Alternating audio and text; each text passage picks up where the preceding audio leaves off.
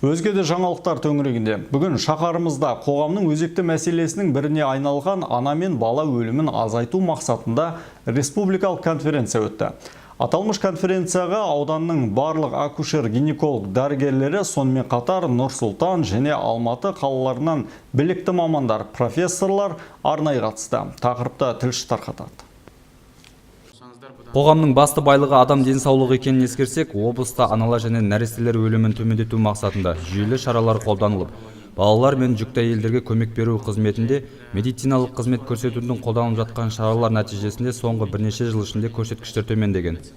Бұны өткізуіміздің себебі. Былтырғы жылы бізде ана өлімі 35%-ке төменді, нәрестелер өлімі 10,5%-ке төмендеді.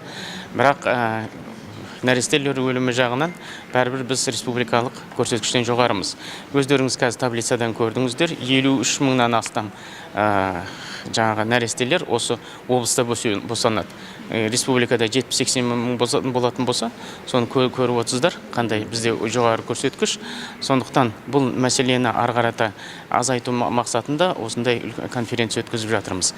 Бұның қазіргі өткізіп жатқан себебіміз, нәрестелердің арасында туа біткен ақаулар өте жиі кездеседі. Соларды азайту мақсатында олардың арасындағы жиі кездесетін ақауларды алдын ала диагностикалау, соларды жаңағы босануға дейінгі жұмыстарды алға қою мақсатында жұмыс істеп жатырмыз. Қазіргі таңда аналар нәрестелерінің сондай-ақ өзінің денсаулығына бей-жай қарауы, арнайы орталықтарға мерзімнен кеш тіркеліп, күтімнің дұрыс болмауы, дәрігерге уақытылы қаралмау секілді салғырттық салдарынан өз денсаулықтарына зиян келтіруде дейді мамандар. Босану кезіндегі біздің проблемалар бар. Біздің акушерлік көмек деңгейге бөлінген.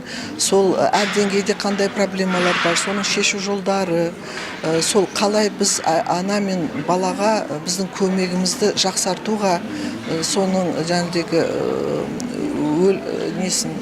чтобы снизить потери.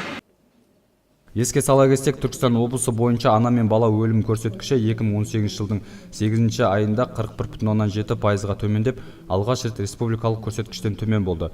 Яғни 2 есеге азайған. Игі мақсатта көзделген конференция сәуір айының 9-10 күні аралығында Шардара ауданында өту жоспарлануда. Бауыржан Ибрагимов, Руслан Насиров, Қалыбек Мұратұлы, Нар Ньюс.